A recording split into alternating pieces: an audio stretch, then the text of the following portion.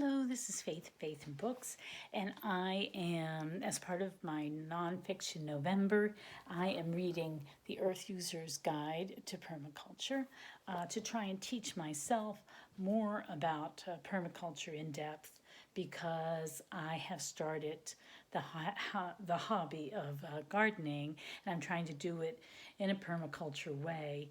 And so I just want to learn about it in a deeper way.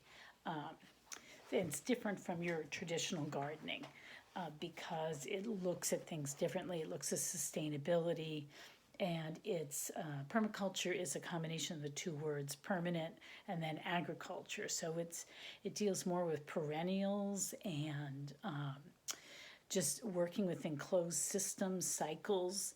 It tries to model on nature, how nature's cycles work and are sustainable. And so it brings together, food production and ecological principles. So it's very, it can be really abstract and theoretical because it's really based on observing the way the earth works and drawing inferences from observing all the interconnected and which can be really complex, all the webs and cycles that are all interconnected. And so she keeps pointing out in this book is by Rosemary Morrow. She keeps pointing out in this book that unlike sciences like chemistry or biology, where it's very reductive, you go in, you study smaller and smaller parts to see how they function. This is stepping back and looking at the bigger picture and how everything interplays. And so it's very, it's got this abstract element to it. It's got its own vocabulary and its own way of looking at things. And it's a little bit foreign to me, so it's not always intuitive. And then it gets very technical quickly. So let's see. So I'm just going to go through and maybe read some really good lines that jumped out at me. First of all, the definition she gives, which comes from Bill Mollison, who is like the father of permaculture. Permaculture started in Australia, so this is an Australian book, which I find frustrating because it doesn't reflect exactly how things are doing here in Virginia or all the factors that I have to consider here in this location. Anyway, the definition is permaculture is about designing sustainable human settlements through ecology and design. It is a philosophy and an approach to land use which weaves together microclimates, annual and perennial plants, animals, soils, water management, and human needs into intricately connected, productive communities. So one of the things that I really love about permaculture is it's very holistic. And I'm somebody who really subscribes to the consistent life ethic. And they're kind of like that too, because I think in regular environmentalism, they really pit humans against the natural world. And it's true, we've done lots and lots of terrible things to the natural world by exploiting it and mismanaging it and that sort of thing. But so it's sort of us versus nature. Whereas in permaculture, humans are part of nature. We need to, rein it in, our destructive practices, but we are part of it.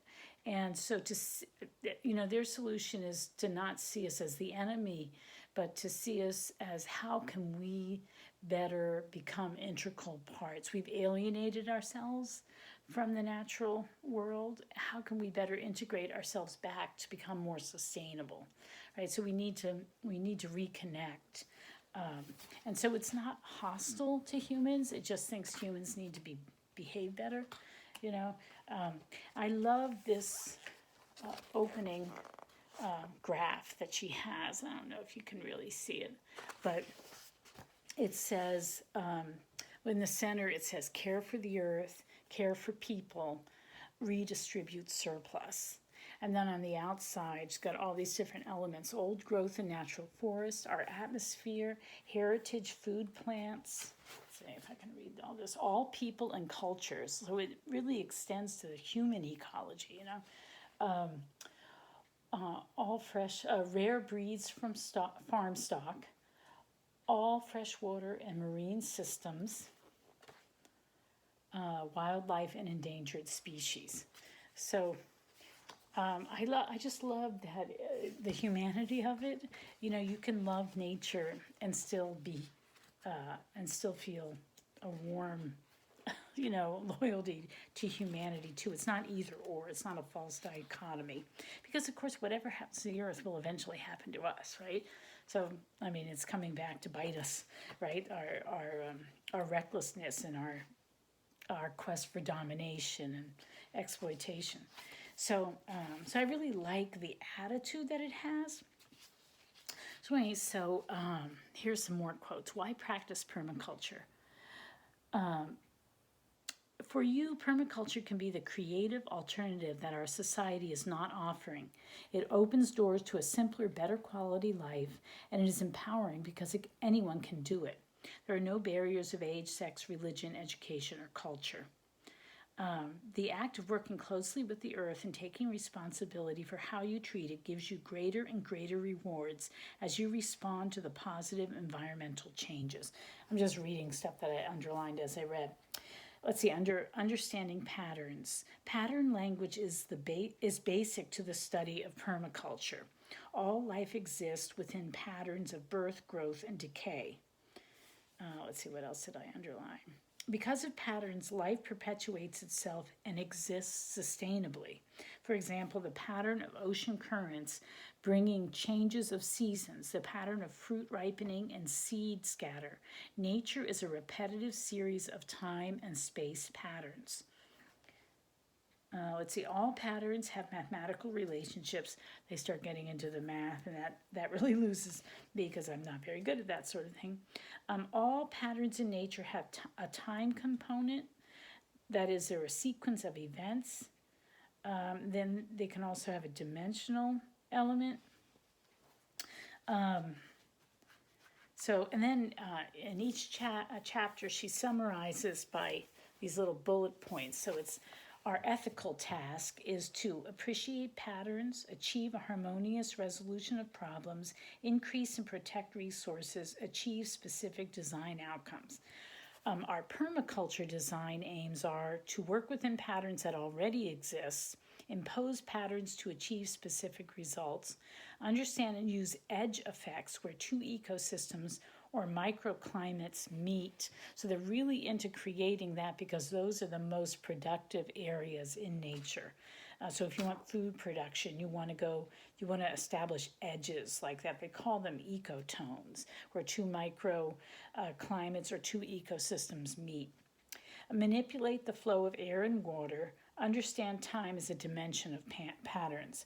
And then the last thing is, if we don't have design aims, there will be many problems with scale and proportion, possible environmental destruction or degradation. For example, seed infestation will result. Okay.